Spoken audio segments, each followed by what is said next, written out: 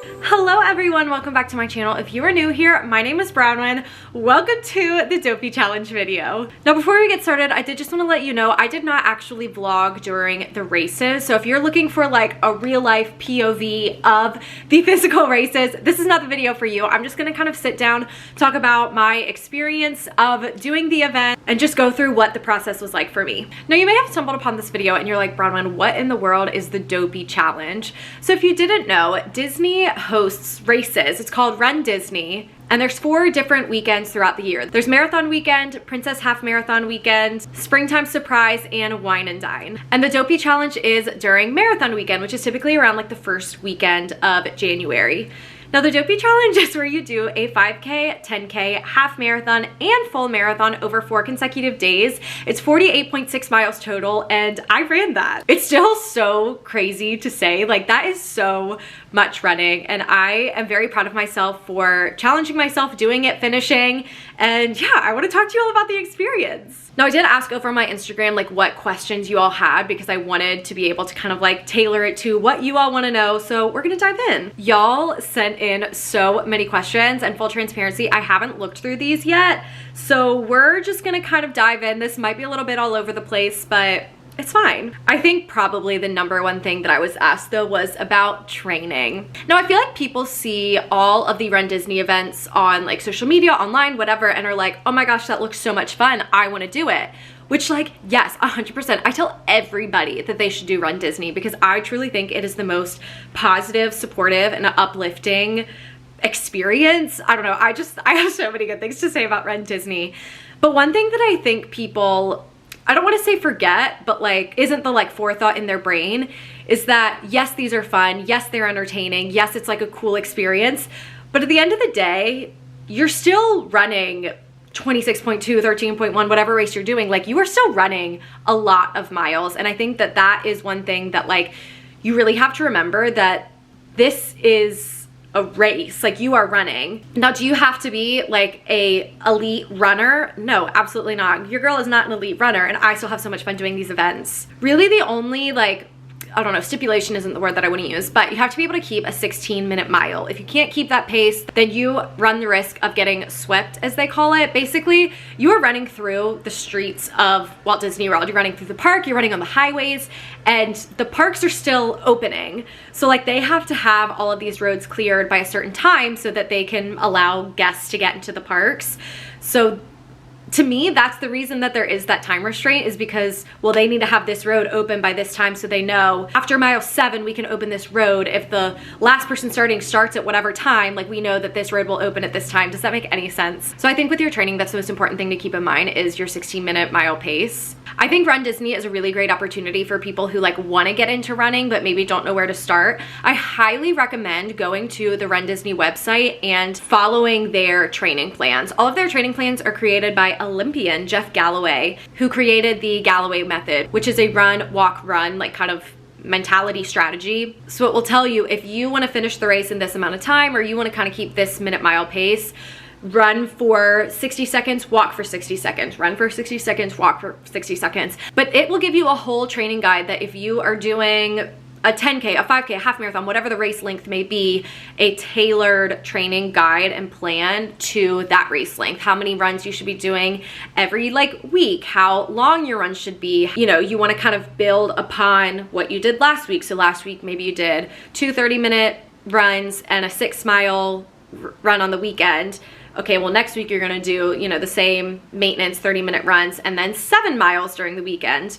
So I think that's a really great place to start. For me personally, I did train, and I want to emphasize it's really important to train for these races because you run the risk of injuring yourself. Did I train as much as I should? No, I didn't really follow like a specific training plan. I just incorporated a lot more running into my workout regimen. I, for the most part, work out every day. So I just kind of lessened how much strength training I was doing and added in more running.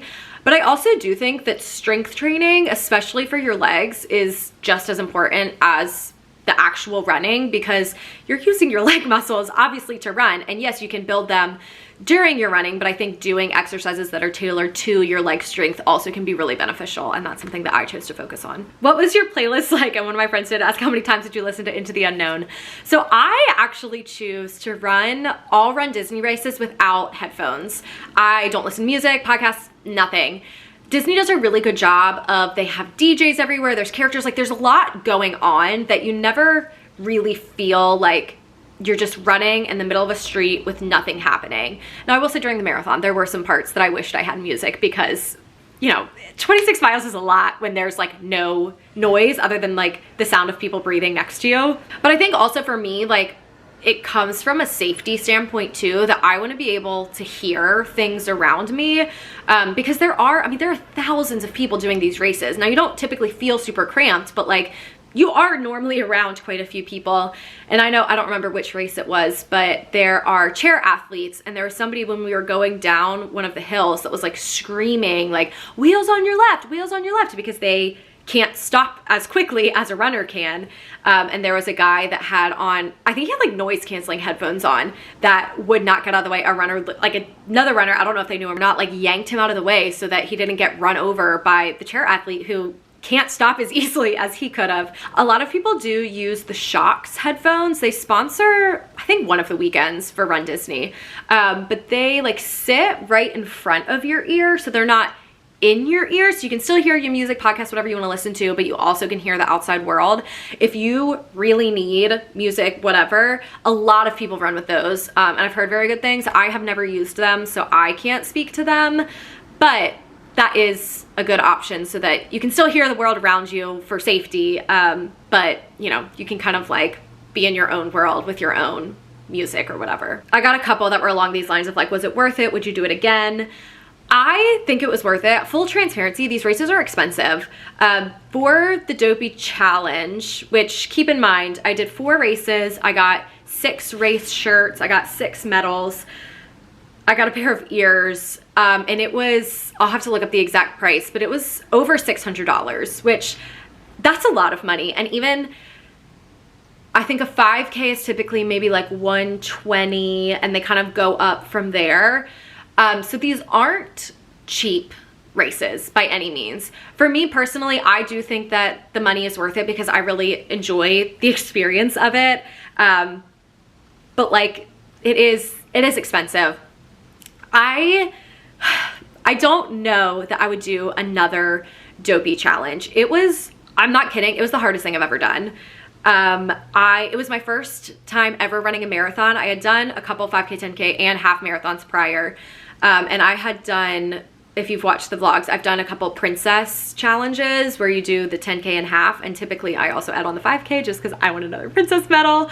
But so I had done 3 consecutive races before, but I had never done a marathon period, much less a marathon after already running 22 point whatever miles. It was hard. It was really, really hard. And I think especially if you want to do Dopey, like you have to train. I mean, you can run 48.6 miles without training probably, but like you really run the risk of hurting yourself. And also you're probably going to be a little bit miserable because you're going to be in a lot of pain. I did train, not as much as I should, but I did train, and I was hurting. I was hurting bad. So I don't know that I would do the full Dopey challenge again. One thing that I saw recently that somebody said about Dopey was that they did the marathon on its own prior to doing Dopey, which my mom had told me to do that, and I was like, no, because I think a marathon is going to be a one and done, so if I'm going to do it, I want to do it as part of the challenge. But they made a comment that, like, you know, a marathon in itself is such an incredible accomplishment that they were glad that they did the marathon first before Dopey, so they kind of had that achievement outside of Dopey. And I'm like, dang, I kind of wish that I had like heard that prior to doing it, so like I could have that, like, that achievement and fulfillment of doing a marathon as its own entity and not as part of Dopey. But also, like, I don't know that I'm ever gonna do a marathon again. And that was why I did it, because I was like, this might be a one and done. I don't wanna, you know, do the marathon and be like, wow, that was the worst thing I've ever done, I'm never doing this again, and then not do Dopey. So I am glad that I did it. I'm glad that I did it with Dopey, but yeah, had I heard that before, I may have thought differently. I 1000% will still do Rundisney events, but the Dopey challenge, it might be a one and done. I'm so glad I did it. I'm so glad I achieved that, but like, it was a lot, but so I ran the race about a week ago, and now I'm like, oh, maybe I could do it again. But then I think about how I felt like the day after when I was like, no, never again. So we'll see. Don't hold me to, I'll never do it again, but I don't think like next year I'll do it. I don't know, give me 5 more years and maybe I'll do it again. How did you stay fueled? This was one thing that I was like pretty stressed about, because 26 miles is a lot of running. And I feel like when I have done half marathons, even with those long about like mile 8, I am starving. So every morning before a race, I eat a banana with peanut butter and that's it, because I need like something in my system, but I don't want something so heavy that I'm gonna feel sick as soon as I start running. I did bring I don't think I had them for the 10K, but for the half and the full, I had a couple different like energy things. I had some sport beans, I had the Honey Stinger like chews, the Honey Stinger waffles, Honey Stinger gels. I love Honey Stinger. That's my like go-to race fuel stuff. During the half marathon, they do give you long about like mile 8 or 9, some kind of energy, something. When I've done them, it's typically been sport beans because they're a sponsor, but like that could change every year. The full though, they had like a lot. I think there was like 5 or 6 food stops. 2 of them had bananas, which hit the spot. There was sport beans once or twice. There was one that had chocolate near the end. That was good. And then about every mile or 2, they have water stops. During the half and full marathon, they also, after I think the first stop, all of the stops will have Powerade and water, which is nice. Get your electrolytes replenished. So I really relied on that. I did have a couple things in my belt just in case I needed extra, and Lord knows I ate so many things during that full marathon. But yeah, just listen to your body. Also with training, it's important to train with the things that you want to eat during the race, so you know kind of how your body responds to it. But yeah, I get all of my stuff off of Amazon. It's fairly inexpensive and you can buy it in bulk. Can you walk at all during the race? Yes. I do not run these full races. Now, the 5K, I have run the whole thing. The 10K, I've run like most of. Half marathon and especially the full marathon, no, I did not run that. I don't think I could run that whole thing. As long as you are keeping a 16-minute pace, you can power walk the whole thing if you want to. Like, there is no, you have to run this. I finished, so I haven't mentioned this. My half marathon was actually cut short because of weather. There was gonna be lightning in the area like long about 8 a.m. So they announced the night before that the race is gonna be shortened to 7 miles. So I went early and ran about 4.5 miles in the parking lot, ran the 7 on the course, and then came home, and we have a walking pad. I did the last like 1.5 miles or however much was left at home because I was like, no, I want to get my full 13 miles. So I feel like that one, I ran more than I typically would have for a half marathon just because it was only 7 miles on the actual course and I wanted to beat the rain. But the full marathon, I think for the most part, I typically keep about a like 11-minute pace, somewhere between like 10 and 12-minute pace. And the marathon, I was consistently at about like a 13-14-minute pace, which is totally fine. Like, I was still under my 16 minutes, so I was not worried about like not finishing it on time or anything like that. But yeah, you do not have to run the entire thing. Oh, I like this one. How did you know you were ready to train for Dopey / what was your biggest motivation? I think that getting involved in Rundisney period, like, you hear about Dopey because that is the biggest challenge that they do. Marathon weekend is the only weekend for Rundisney that they do a full marathon. So I always heard about it. I had run I guess I did the 10K last year, and that was I think that's the only marathon weekend race I had done. But I don't know, you hear about Dopey, and I think that a lot of people, once you get started with Rundisney, kind of like aspire to be able to do that. No shame if you don't, because you don't have to do it. There is no like gold star because you've done Dopey. You're not better than somebody because they haven't done it, whatever. But I don't know, I think just like seeing so many other people do it and being involved in like so many Rundisney races, it was just something that I always said I wanted to do it before I turned 30. and I did it when I was 27. So plenty of years left until I'm 30, but I don't know, it was just something that I wanted to do. I had kind of taken not a break from Rundisney races, but I hadn't done as many last year as I had done in the past. So I was just like, I don't know, is this the year? I guess it is. And I registered for it in, I think, April, and the race was in January. So you really have to decide very far in advance, like, are we doing this or are we not? I don't know.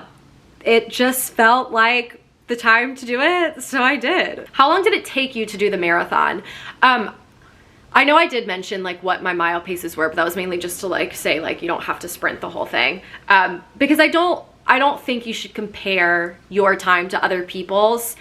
I don't think it matters. Now, I think that like if you're trying to PR these races, I mean, do whatever you want, but like to me, that's not what Rundisney is about. Rundisney is just about like the magic and the experience of, I don't know, running through Disney. I don't want to like sprint through the entire thing, not stop for any characters, not stop to like take a selfie with, you know, the castle or Spaceship Earth or whatever it is. But I finished the marathon I did in like just under 6 hours.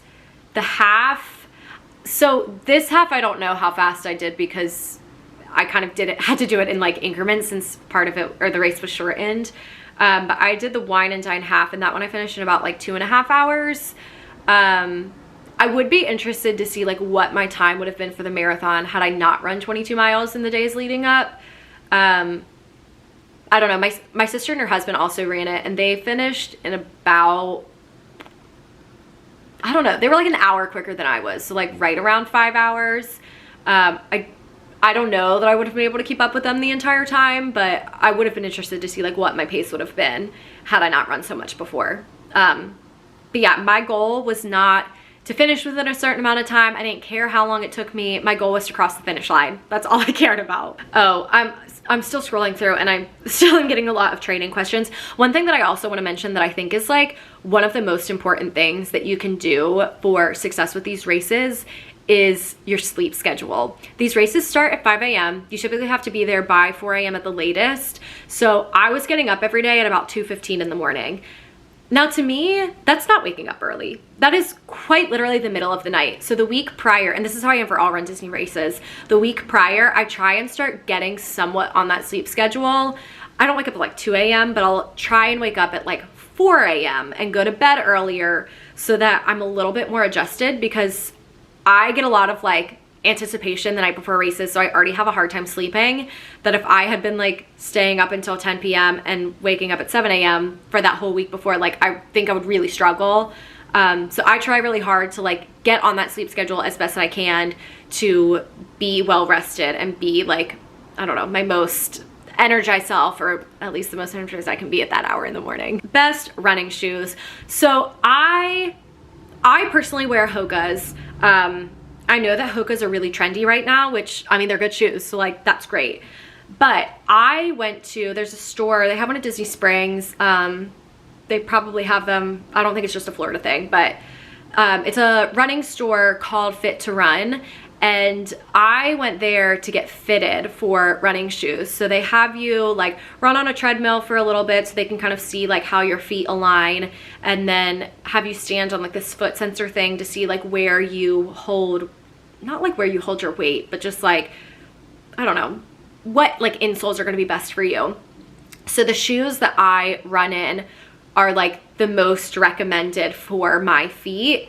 And I have insoles for them, which I think makes a huge difference, that best support my foot. So I don't want to say like everybody should get Hoka's, they're the best running shoes, because depending on how your, you know, foot shape is or whatever, they may not be the best for you. So I highly would recommend, if you want to like take running seriously, go and get your feet like fitted for running shoes. I was gonna ask how often I replace my shoes. Typically, I would say I get new ones every year. For Dopey, I wanted to make sure I had 2 pairs, which I'm glad I did, because I did get rained on during the, well, I got rained on during the fall too, but it wasn't gonna change my shoes. But it did rain during the half, so my shoes were wet. So I'm glad that I had gotten 2 pairs so I could like change them up over the weekend. But yeah, I would say typically I get new ones about once a year. I got a couple questions too about signups, and signing up for a Rundisney race these days is like the Hunger Games.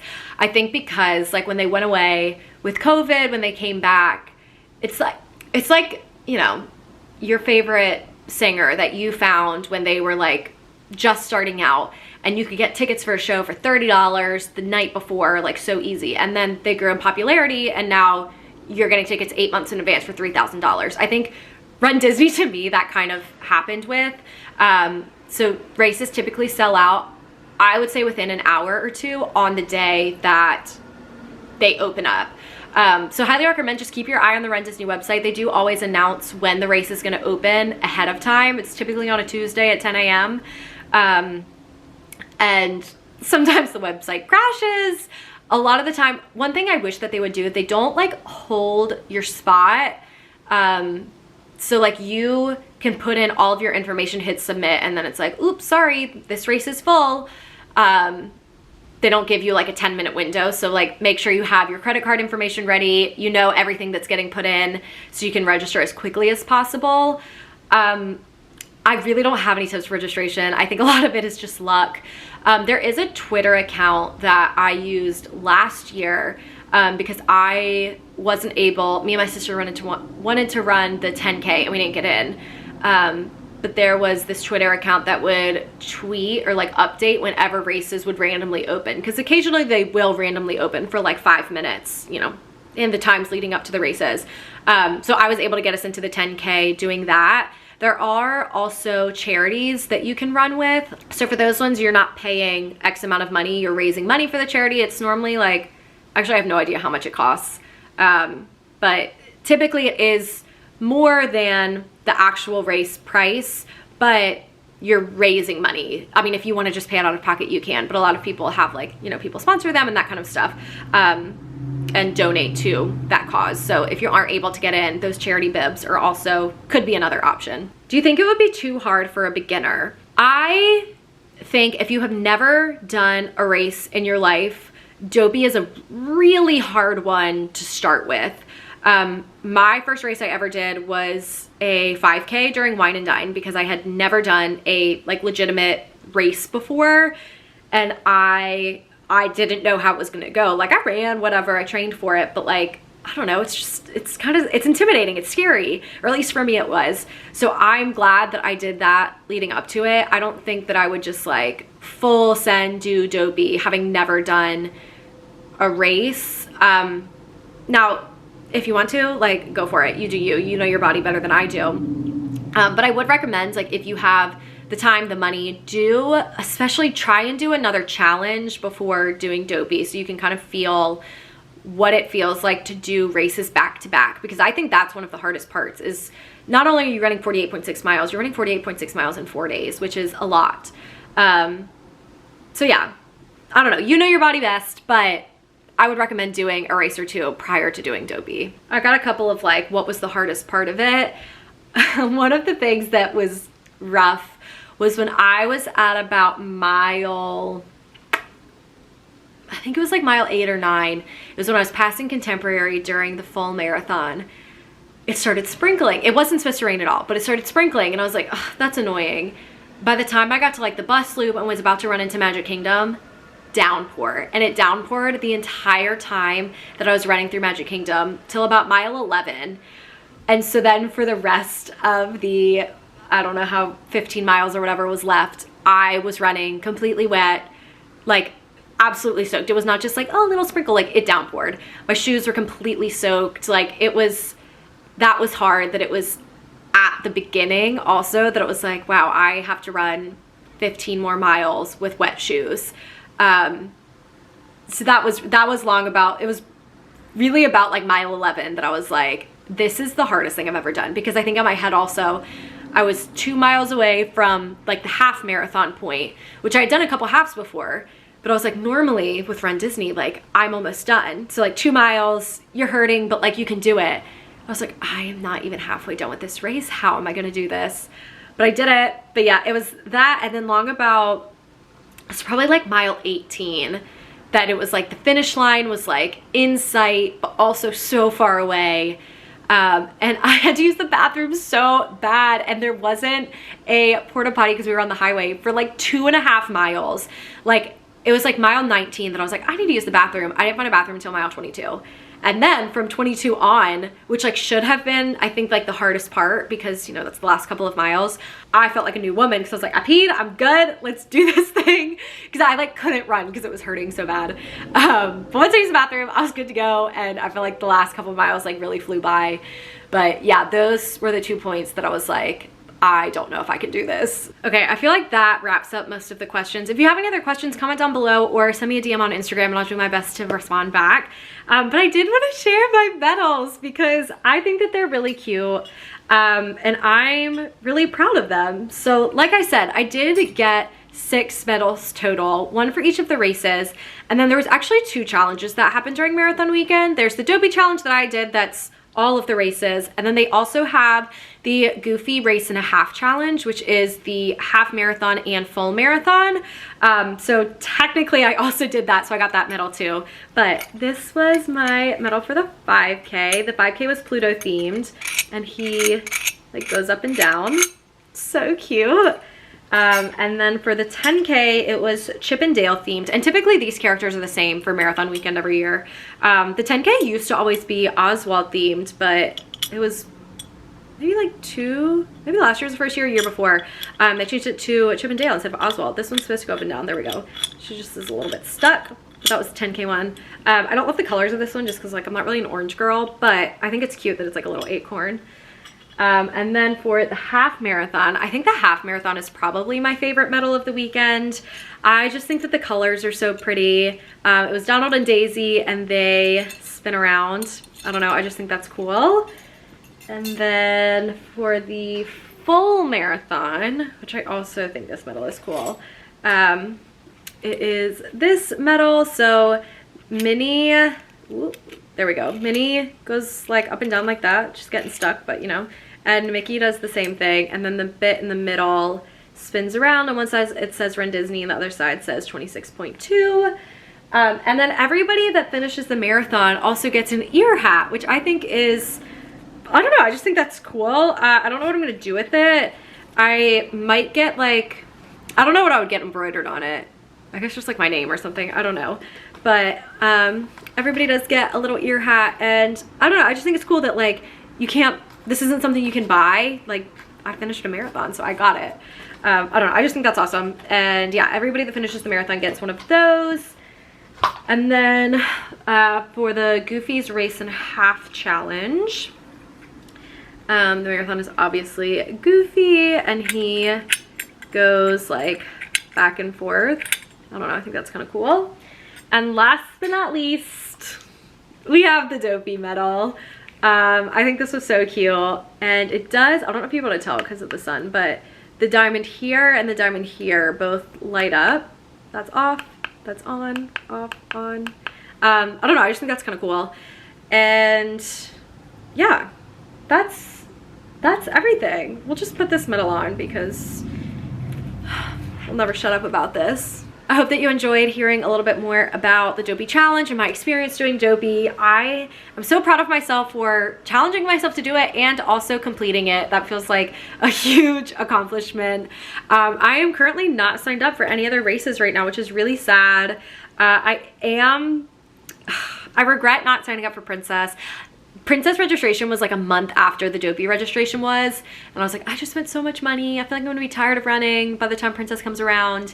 And the challenge medal for Princess is literally the most beautiful thing I've ever seen. It's Anna and Elsa. So I do have Twitter notifications on for that. If that race opens up, I might have to do it.